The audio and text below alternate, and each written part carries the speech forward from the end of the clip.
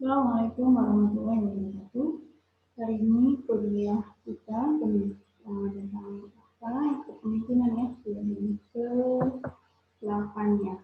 Insya dan kita sudah bicara tentang organisasi dan hari ini kita akan bicara tentang manajemen. Jadi seperti yang sudah saya jelaskan pekan kemarin ya, bahwa seorang pemimpin ya dalam kepemimpinannya dia harus memiliki basic paling tidak tentang organisasi dan juga tentang manajemen. Apa itu organisasi kemarin sudah saya jelaskan ya. Hari ini maka kita akan bicara tentang manajemen ya. Nah, pengertian manajemen secara etimologis ya, secara etimologis bahwa yang namanya manajemen itu adalah seni untuk melaksanakan dan mengatur, manage juga ya, untuk melaksanakan dan mengatur. Jadi tidak hanya mengatur, tapi juga melaksanakan. Jadi ada seninya. Bagaimana seorang pemimpin melakukan ini? Dia akan menunjukkan tipe apa dia sebagai seorang pemimpin. Ya. Kemudian manajemen juga merupakan suatu seni dalam ilmu dan pengorganisasian, seperti misalnya dia menyusun perencanaan, membangun organisasi dan pengorganisasiannya, pergerakan serta mengendalikan atau pengawasan. Jadi ada perencanaan ya, terus mengorganisir ya, dan mengendalikan atau mengawasi, dan ada evaluasi gitu ya. Jadi ada pengendalian itu biasanya ada audit ya biasanya, dan ada evaluasi gitu ya setiap beberapa periode tertentu. Dan manajemen ya dapat diartikan sebagai bekerja dengan orang-orang, memanfaatkan sumber daya organisasi untuk menentukan, menginterpretasikan dan mencapai tujuan melalui pelaksanaan atau prosesnya, yaitu atau di sini ya. Ada yang namanya planning ya, merencanakan, mengorganisir ya, terus leading ya, ada menggunakan sifat leadernya ya, dan mengkontrol ya. Ini semua seorang pemimpin harus mengerti. Tidak hanya leading saja, tapi juga harus mengetahui bagaimana merencanakan, bagaimana mengorganisir, bagaimana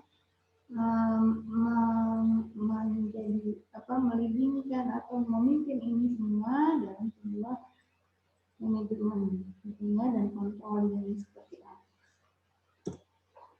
Nah, unsur-unsur manajemen ya.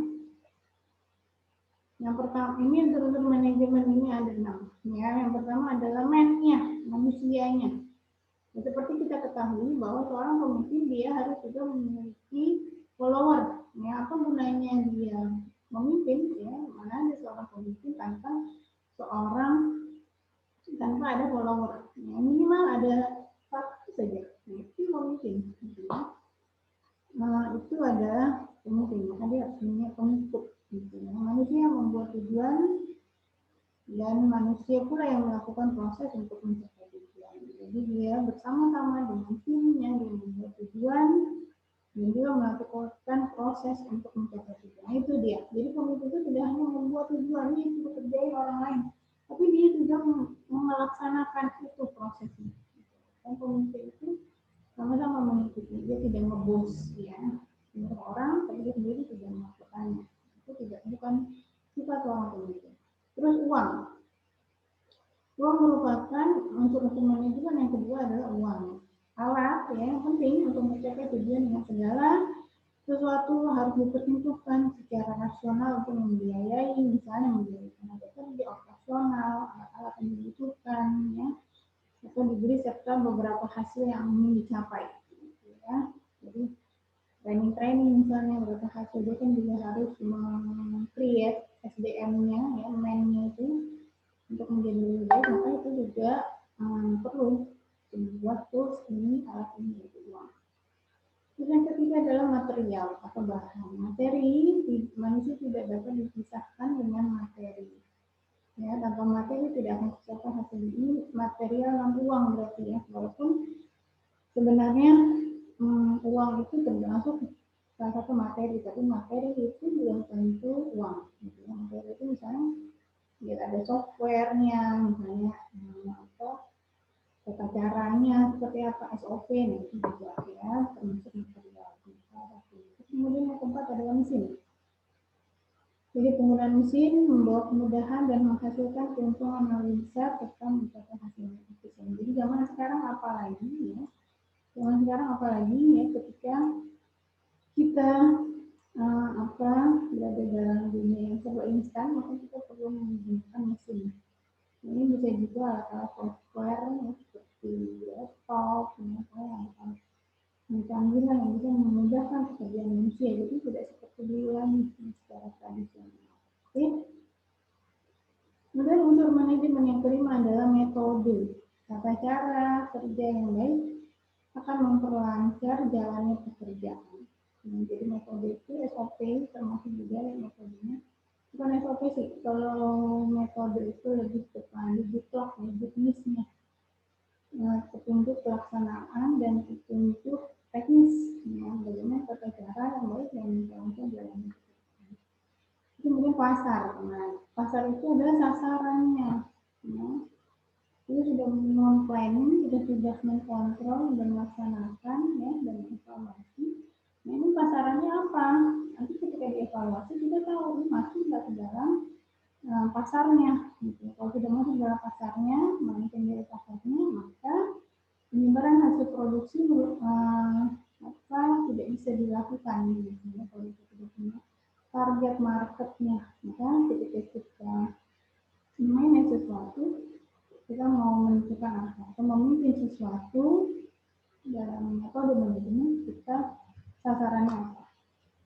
Ya, jadi 5 unsur ini perlu diketahui oleh seorang pemimpin. Kemudian fungsinya manajemen dijalankan manajer.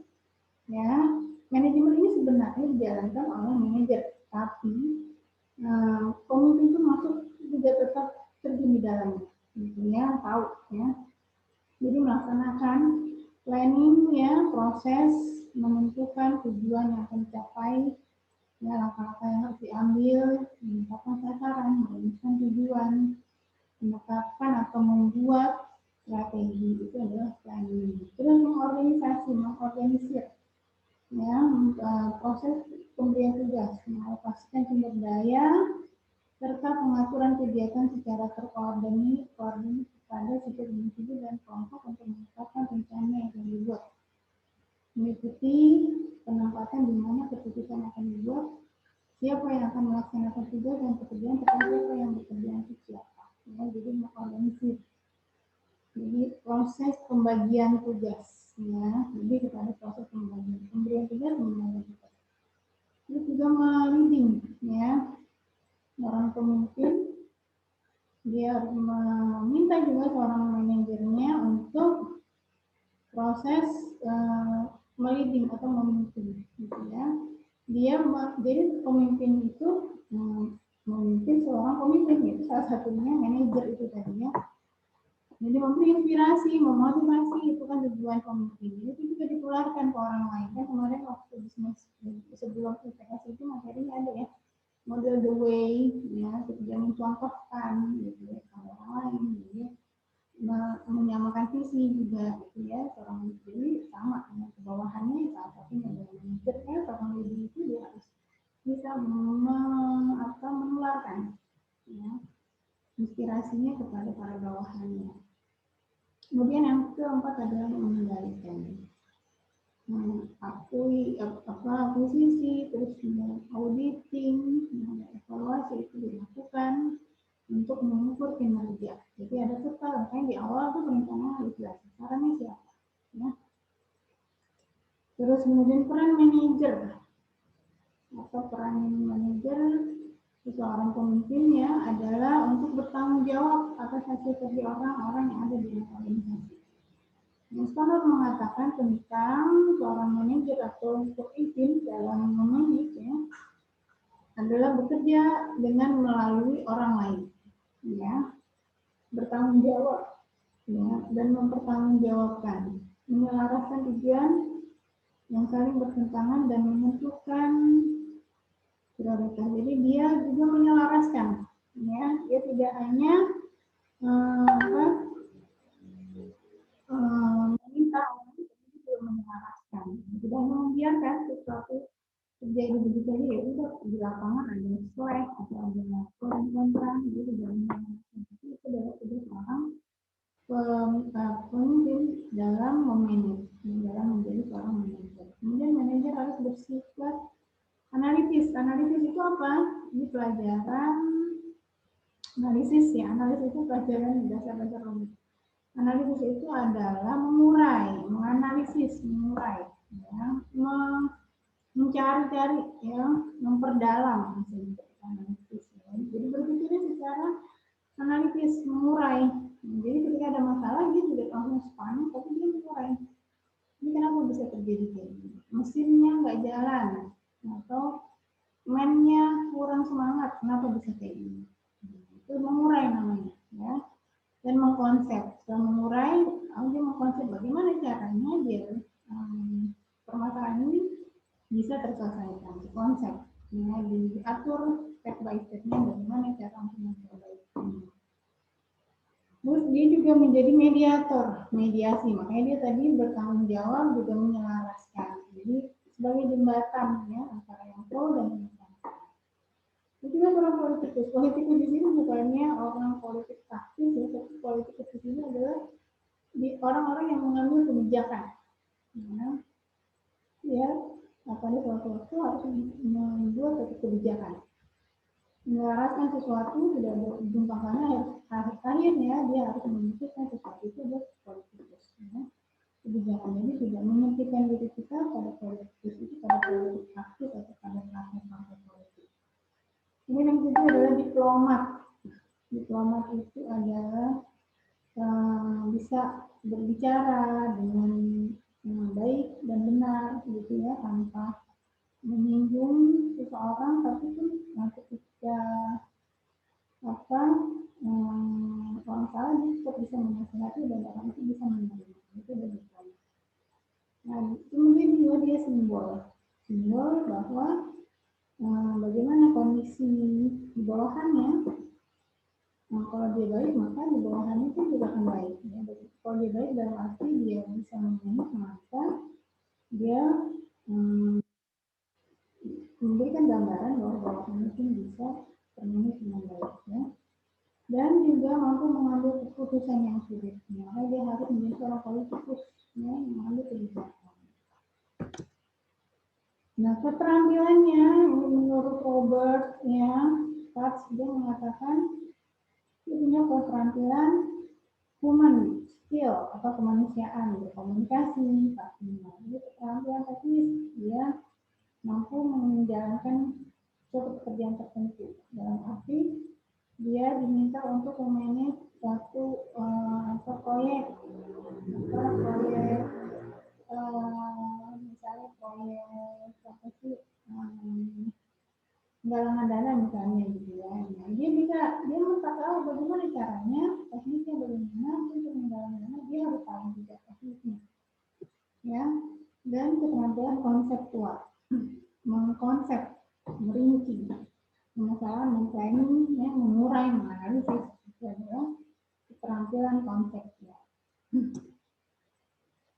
Nah, nah ini sama ya, gayanya seorang manajer atau seorang leading, ya, gaya lama. Kalau yang orang mengatakan kalau dulunya menganggap dirinya bos, tapi tidak sekarang, bahwa harusnya seorang pemimpin atau seorang manajer itu menganggap dirinya sebagai sponsor, memimpin kelompok atau konsultan internal. Ya, jadi dia ikutan. Sponsor itu tidak hanya coba kalau bayangkan pernah jadi sponsor enggak? Nah, kita ada suatu event ada sponsor, ya, ada event suatu sponsor itu kan tidak sama dia melepasnya, jadi memberikan dana itu dia lepas begitu aja, terserah kegiatannya mau apa enggak kan? Pasti sponsor itu akan memantau kegiatan itu dari awal sampai akhir. Itu adalah sponsor, ya, yang memimpin kelompok dan atau konsultan internal, mengambil keputusan sendiri kalau gaya lama. Nah, ini tidak bisa.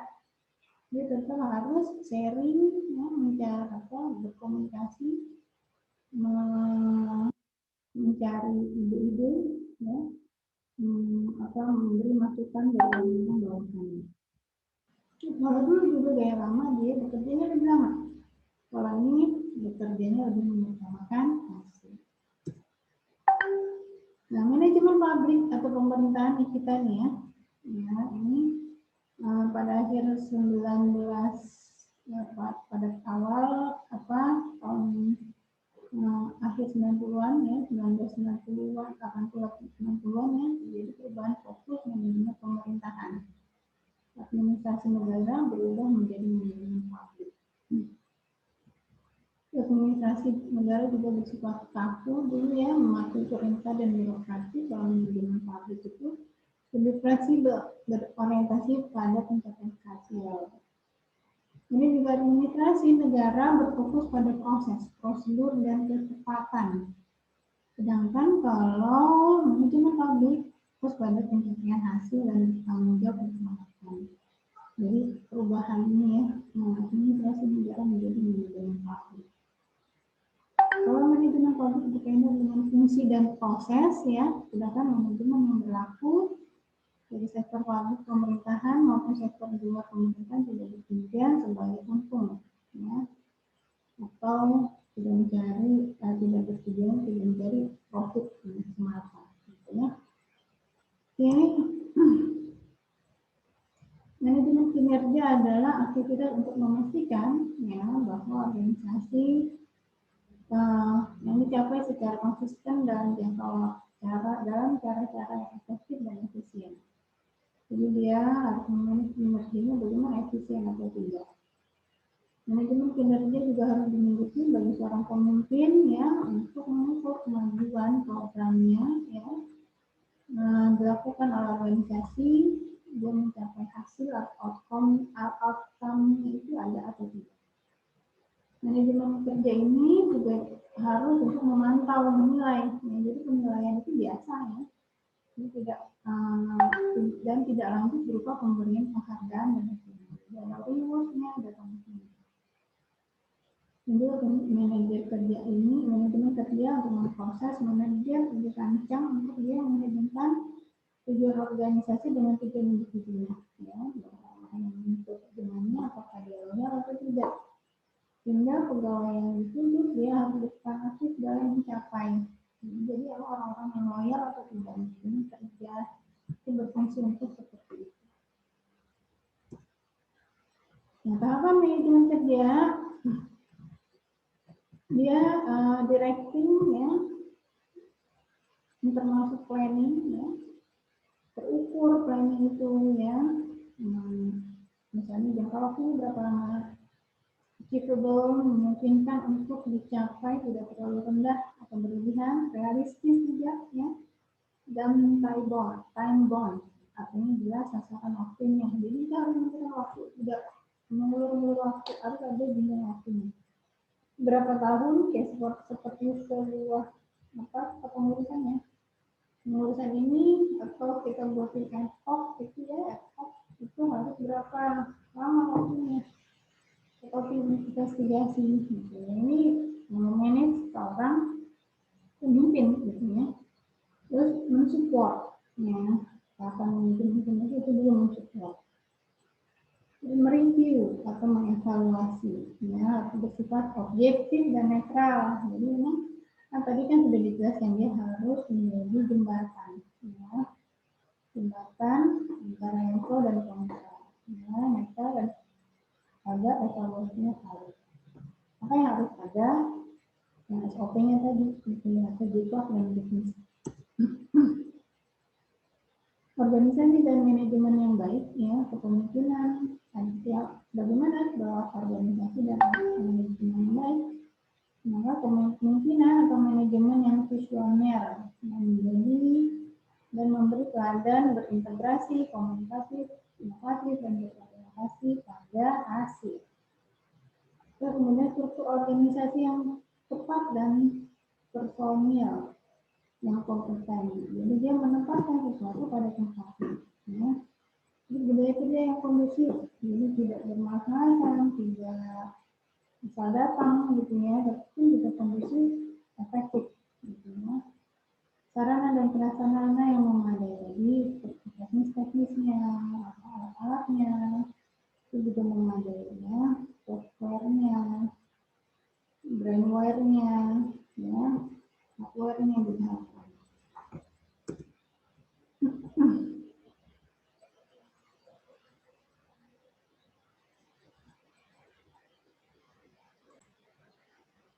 Ya, kemudian berikutnya adalah organisasi dan berikutnya adalah budaya kerja, ya, kepemimpinan dan manajemen visi, komitmen dan keteladanan, dialogis, terbuka dalam perubahan. Pola pikir ini juga sinergis, tidak terkotak-kotak, menjalankan peran tidak hanya wewenang, ya, berpikir strategis, melayani, tidak memerintah, dan melakukan perbaikan pengharuan. Ya. Terus perilakunya juga komitmen, ikhlas, jujur, profesional, ya, terus cepat, rasional, teguh, tegas, disiplin, dan lain sebagainya. Dan kemudian juga budaya kerjanya, ini contoh aja ya, dibagi. Di kerja lain juga seiring, ringkas, rajin, ya, tapi jadi profesional itu seperti ini. Gambaran budaya kerja yang profesional adalah dia ringkas, ya, rapi, rajin, kawal, bersih. Ini 5 budaya kerja contohnya. Ya.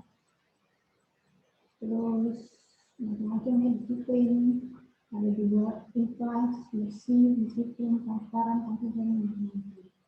Yang macam-macam budaya kerja orang-orang. Ya. Oke, itu saja dulu dari saya. Terima kasih atas perhatian dan kerjasamanya ya. Kalau berikutnya adalah nanti kita akan membahas manual ya, organisasi dan manajemen pemerintahan dan produk. Nah, sekian dari saya, silahkan untuk cek nama NPM dan kelasnya di kuliah ini ya. Terima kasih. Wassalamualaikum warahmatullahi wabarakatuh.